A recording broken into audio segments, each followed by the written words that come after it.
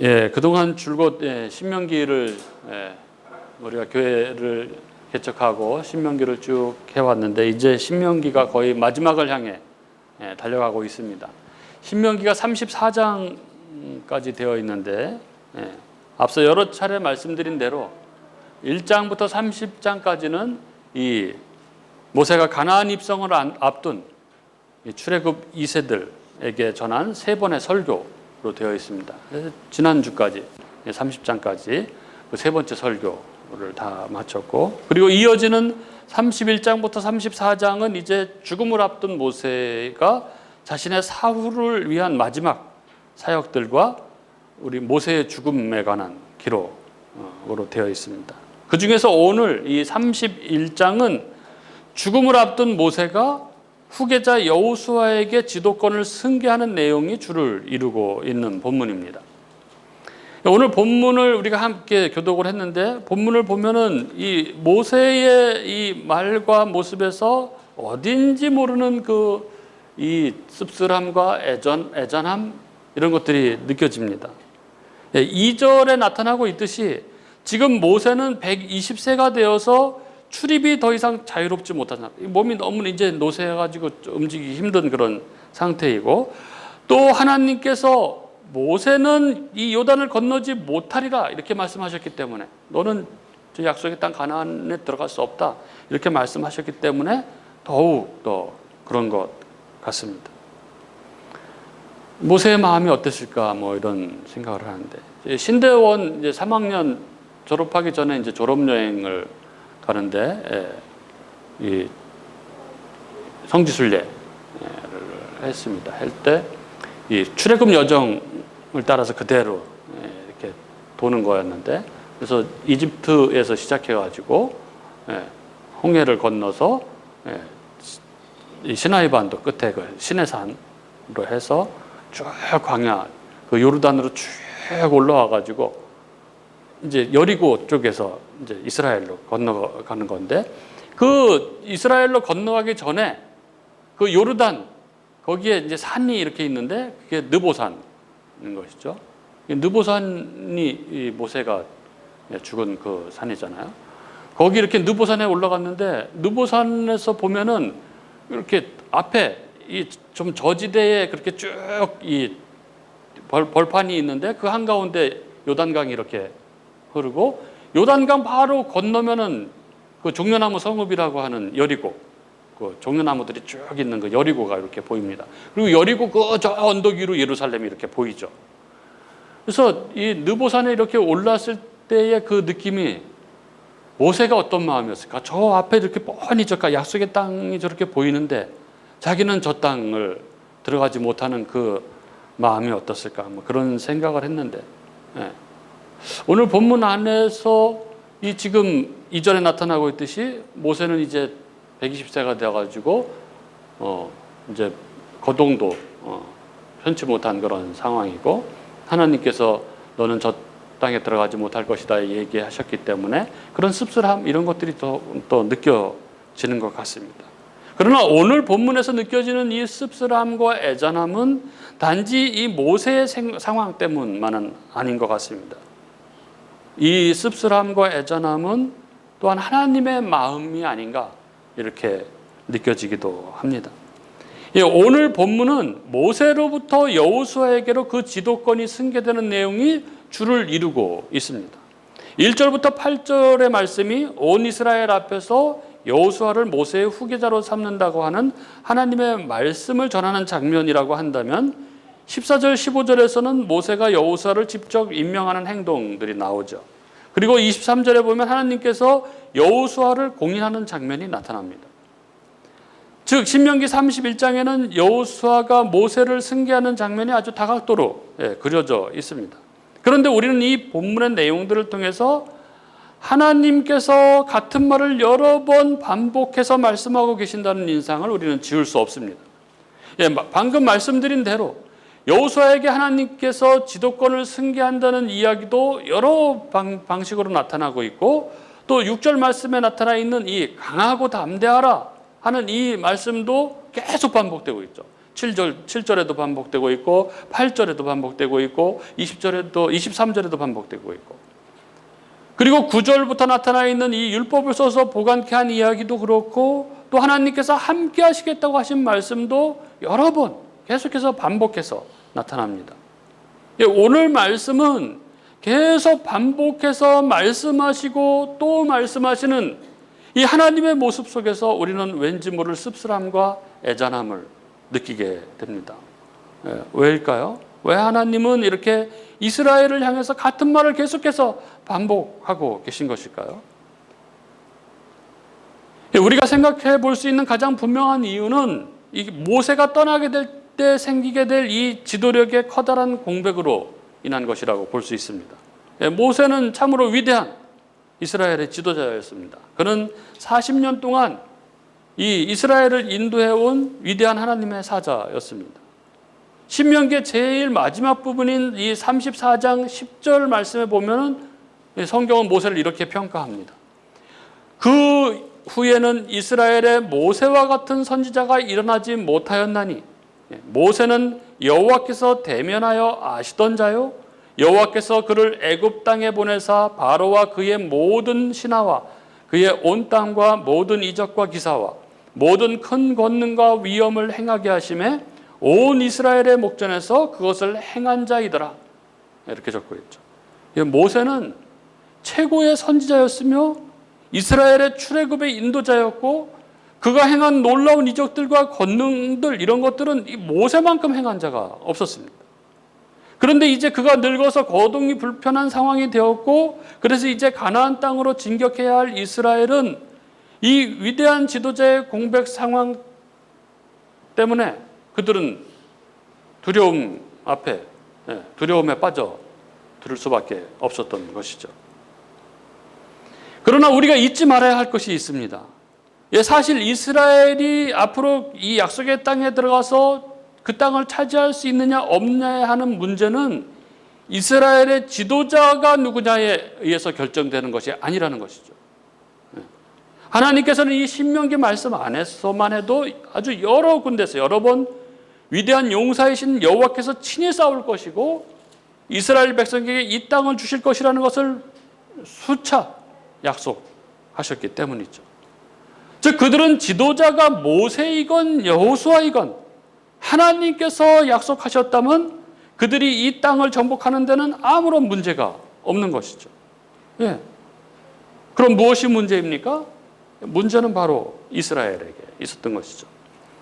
인간 지도자가 바뀐다고 해서 그들이 그 땅을 차지하지 못할 것도 아니고, 그래서 모세가 아니라 여호수아라고 바뀐다고 해서 이스라엘이 약해지는 것도 아닌데, 그런데 이스라엘 백성들은 이것을 신실하게 믿지 못한 것이죠. 그래서 두려움에 떨었던 것입니다. 따라서 하나님께서 이렇게 반복하고 또 반복해서 담대하라, 두려워하지 말라 이렇게 말씀하시는 이유는 바로 믿음 없이 흔들리고 있는 이스라엘 때문입니다. 그렇습니다. 하나님 백성이 마음을 강하게 하고 담대해야 할 근거는 인간 지도자의 어떠함에 달려있는 것이 아닙니다. 하나님 백성이 마음을 강하게 하고 담대해야 할 근거는 그가 처한 환경의 어떠함에 달려있지 않습니다.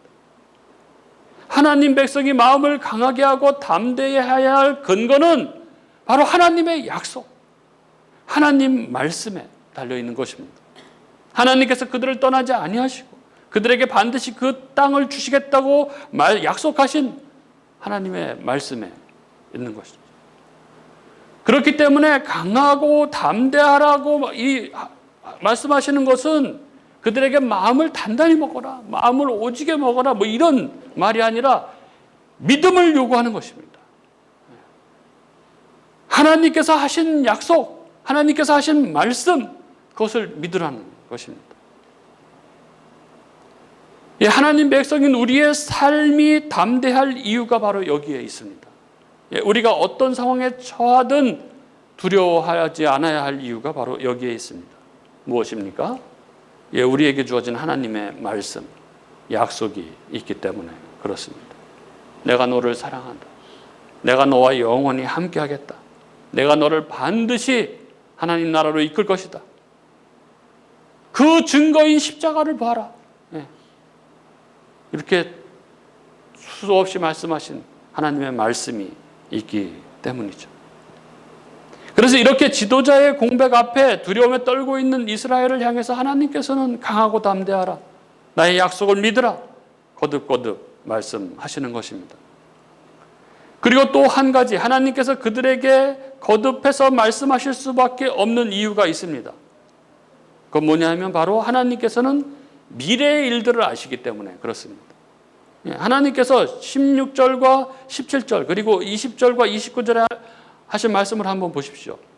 16절과 17절에서 하나님은 그들이 그 땅에서 음란하게 이방신들을 섬길 것이고 하나님이 그로 말미암아 진노하사 그들을 버리실 것임을 미리 말씀하십니다.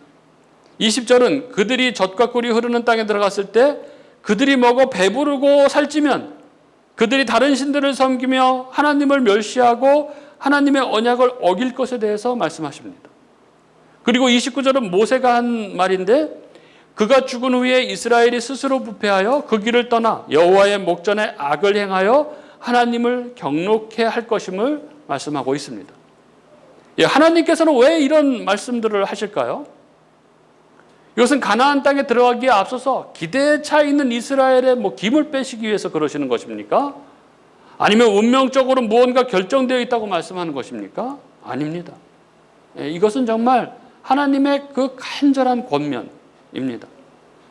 하나님께서는 전지하신 분이시죠. 과거와 현재와 미래를 다 아시는 분이십니다. 그렇기 때문에 가나안에 들어간 이스라엘 백성들이 하나님을 버리실 것을 아셨습니다. 그래서 그들에게 간절하게 이야기하시는 것이죠. 너희는 나를 버릴 것이다. 하지만 잊지 말아라. 내가 하는 이 말을 절대 잊지 말아라. 나를 배반해서는 안 된다. 말씀하시는 것입니다.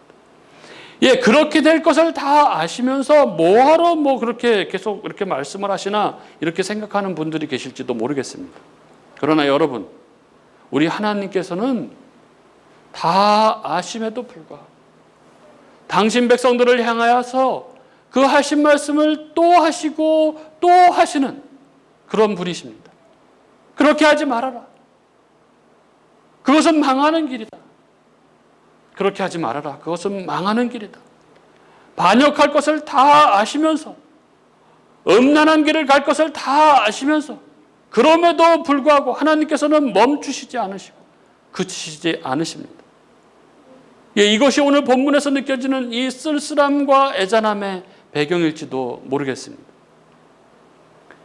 이스라엘 백성들은 이 바뀌게 되는 젊은 지도자, 어린 지도자 앞에서 크게 흔들릴 것이고 약속의 땅에 들어가서도 하나님 말씀에 순종하지 않고 하나님을 배신할 것입니다. 그런데 이때 하나님은 어떻게 하십니까? 우리 삶에서도 한번 생각을 해보십시오. 우리가 아무리 말씀하셔도 하나님의 말씀을 듣지 않는 우리는 완악한 자들이고, 그래서 우리는 하나님의 말씀에 불순종하고 하나님을 배반하고 또 그렇게 음란히 우상을 섬깁니다. 그런데 이때 우리 하나님은 어떻게 하십니까? 오늘 말씀은 이런 상황에서 하나님께서 우리를 향해서 어떻게 계속 반복해서 말씀하시는지를 잘 보여줍니다. 첫 번째, 하나님께서 이러한 배역한 이스라엘에게서 반복해서 말씀하시는 것, 그것은 바로 그들에게 당신이 하신 약속을, 말씀을 상기시켜 주시는 것입니다. 3절 말씀을 한번 보시죠. 여호와께서 이미 말씀하신 것과 같이 내 하나님 여호와께서 너보다 먼저 건너가사 이 민족들을 내 앞에서 멸하시고 내가 그 땅을 차지하게 할 것이며 여호수아는 내 앞에서 건너갈지라. 하나님께서는 우리의 믿음이 한없이 약해질 때 우리의 믿음을 일으키시기 위해서 당신의 약속을 상기시켜 주십니다. 그리고 그 약속을 당신께서 친히 이루실 것이라고 말씀해 주십니다. 오늘 여기 인간 지도자가 바뀌는 이 환경적 변화 앞에서 믿음이 흔들리고 있는 이스라엘을 향해서 내가 내게 약속한 그 땅을 내가 차지하게 될 것이다. 그러기 위해서 내가 먼저 건너갈 것이다. 그래서 내가 이 민족들을 내 앞에서 멸할 것이다. 그렇게 말씀하시는 것처럼 그런 것이죠. 사랑하는 우리 교우 여러분, 우리 하나님은 당신 백성에게 당신이 하신 약속을 상기시키기 위해서 끊임없이 말씀하시는 분이십니다. 여러분 어떻습니까? 그거 경험하지 않습니까? 내가 믿음이 흔들릴 때 하나님께서는 나에게 하신 약속, 나에게 하신 말씀을 상기시켜 주십니다. 그리고 오늘도 지금 이 말씀도 연약해진 우리들에게 하나님의 약속을 상기시키기 위해서 들려주시는 하나님의 말씀이라고 저는 믿습니다. 그리고 이렇게 반복해서 말씀하심으로 우리에게 믿음을 다시 굳게 하시려는 하나님의 이 일은 이 말씀을 낭독하도록 하신 것에서 또 우리는 볼 수 있습니다. 9절 이하의 이 말씀을 보면 하나님께서는 이 말씀들을 한 번만 듣고 마는 것이 아니라 계속해서 낭독하도록 그렇게 명령하셨습니다. 그래서 이 말씀들은 매 7년 끝에 초막절에 온 이스라엘이 모인 가운데 낭독할 수 있도록 그렇게 명령하셨습니다. 왜 하나님께서 이런 공식적인 절차를 정하셨을까요? 역시 이스라엘의 연약함 때문에 하나님께서 하나의 장치를 마련해 두신 것이죠. 우리는 연약하기 때문에 잘 넘어지고 잘 잊어버립니다.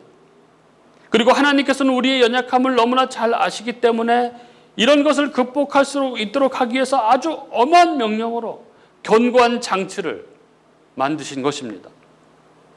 사람들의 손에 임의로 맡겨두면 아예 이 말씀이 있었다는 사실조차도 흔적도 없이 사라져버릴 수 있기 때문에 하나님께서는 이것을 아예 반드시 행하여야 하는 어떤 절차로 그렇게 명령하신 것입니다.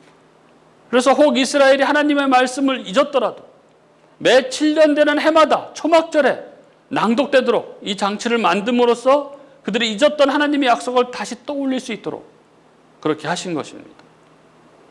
참으로 이 장치, 반복적으로 하나님의 말씀을 낭독하도록 한 것은 하나님의 말씀을 기억하도록 하신 하나님의 강력한 장치입니다. 반복은 너무나 중요하고 강력한 힘을 가지고 있습니다. 그래서 학생들에게 있어서 이 학습에 있어서 그 학습이 배울 학과 익힐 습이잖아요. 그러니까 배우기만 하고 익히는 것, 습에 소홀하다면 그 학습이 되지 않는 거죠. 그 학생은 우수한 학생이 될 수가 없는 것입니다. 그래서 공부는 배우는 것도 중요하지만 배운 것을 끊임없이 반복해서 익히는 과정이 너무 중요한 것이죠. 그게 바로 학습입니다. 근데 반복은 아주 강력한 힘을 가지고 있습니다. 우리가 잘 아는 말 중에 독서 백편 의자현이라는 말을 아실 것입니다. 100번 읽으면 뜻이 저절로 드러난다는 것이죠. 무슨 내용인지 모르지만 계속해서 듣다 보면, 읽다 보면은 뜻을 이해할 수 있게 된다는 것입니다. 이것이 바로 반복의 힘, 루틴의 힘이라 할 수 있습니다. 오늘 본문에서 하나님께서 이 말씀들을 매 7년 끝에 이 초막절에 온 이스라엘이 모인 가운데 낭독하도록 명령하신 것은 바로 이런 이유 때문입니다. 그리고 13절 말씀, 여기 자녀들에게 가르치라고 한 말씀이 또 안에 숨겨진 것들이 있는 것이죠. 13절에 이렇습니다. 또 너희가 요단을 건너가서 차지할 땅에 거주할 동안에 이 말씀을 알지 못하는 그들의 자녀에게 듣고 내 하나님 여호와 경외하기를 배우게 할지니라. 자녀들에게 하나님의 말씀을 가르치는 것은 두 가지 목적이 있습니다. 물론 첫 번째 것은 이 언약이 계승되게 하기 위한 것이죠. 하나님의 말씀을 준수하는 하나님의 백성은 이 말씀을 직접 들은 당대에만 그쳐서는 안 되는 것이죠. 이 말씀 준수, 이 축복의 길은 대대로 계승되어야 합니다. 그래서 자녀들에게 부지런히 말씀을 가르치는 일은 신명기가 계속 강조하고 있는 것이죠. 하지만 자녀들에게 가르치는 것의 두 번째 목적도 있습니다. 그것은 우리가 살피고 있는 이 주제인 하나님께서 반복해서 말씀하시는 이유에 해당하는 것이라고 할 수 있습니다. 즉 부모된 자들이 자녀들에게 이것을 가르침으로써 가르치는 부모들이 더욱더 잊지 않도록 하는 것이죠. 가르쳐 본 사람들은 다 아실 것입니다. 가르치는 일이 힘들고 고된 일이지만 그러나 가르치는 일, 그 가르치는 사람이 제일 큰 혜택, 은혜를 누린다는 사실이죠. 가르치는 일은 단지 가르침을 받는 사람만을 위한 것이 아니죠. 즉 자녀들에게 하나님의 말씀을 가르치는 일은 단순히 자녀들을 위한 일만이 아닙니다. 이것은 가르치는 부모에게도 커다란 자극이 되는 것이죠. 가르치는 일을 통해서 우리는 더욱더 분명한 확신을 갖게 되는 것입니다. 그 가르치는 내용들이 바로 나를 향하고 있다는 것을.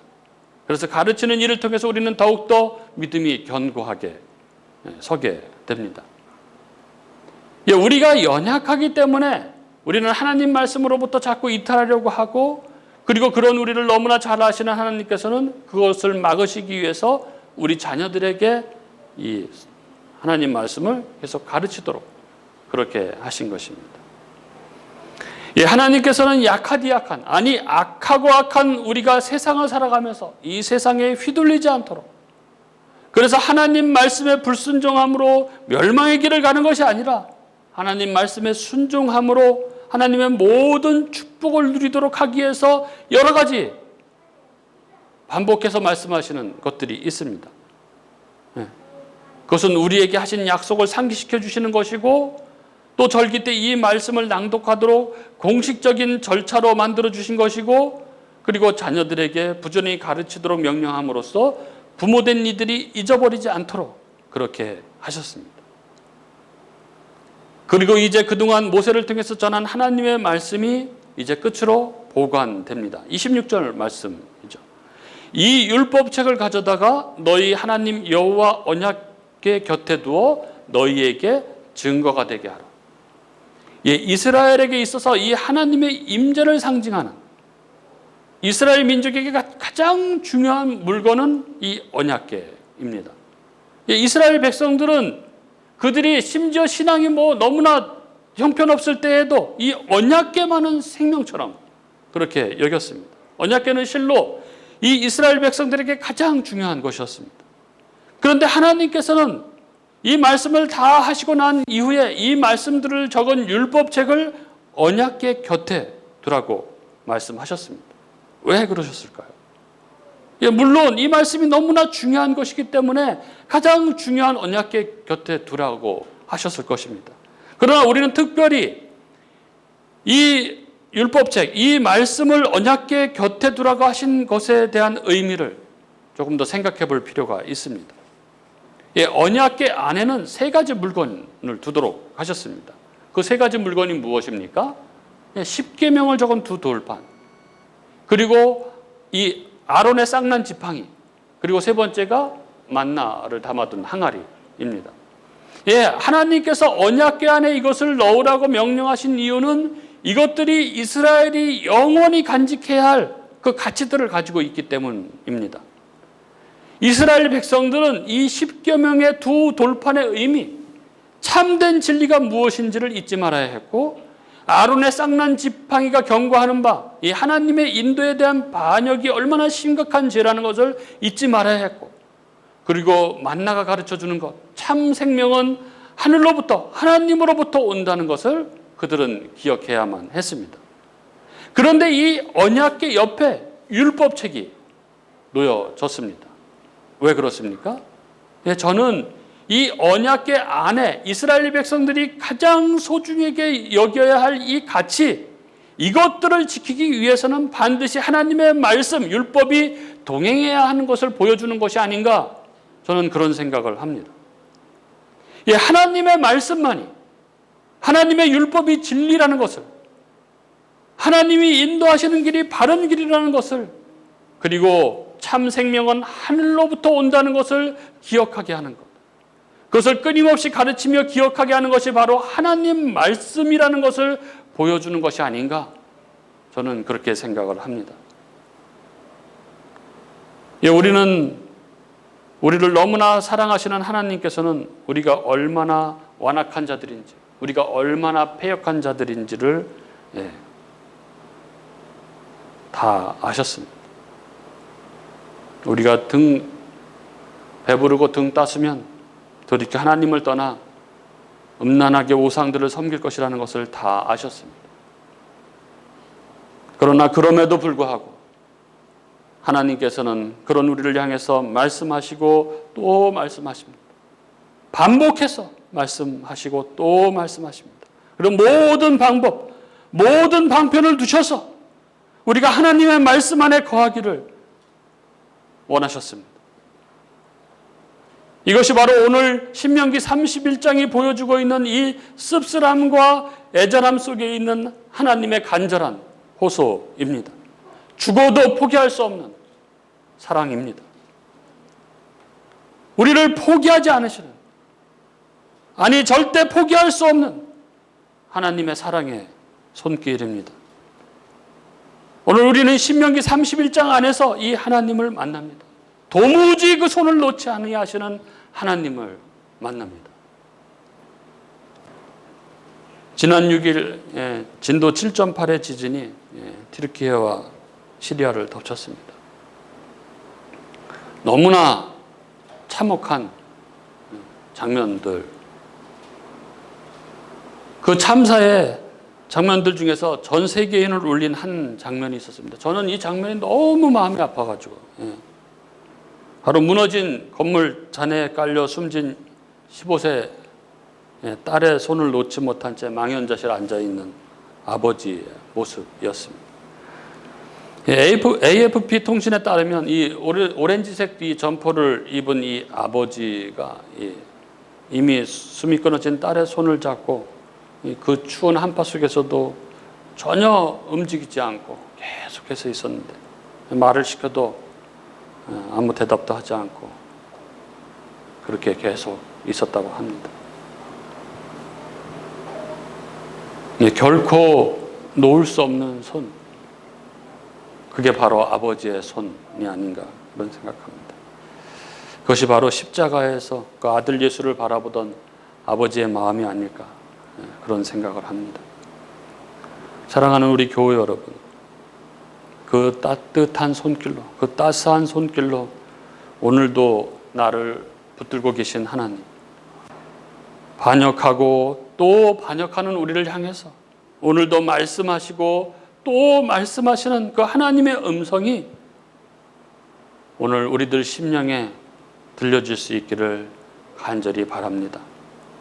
그리하여 늘 말씀을 붙들고 살아가는 우리들, 그리하여 말씀에 순종하는 자에게 부어주는 그 모든 복락을 받아 누리는 저와 여러분이 될 수 있기를 주님의 이름으로 축복합니다.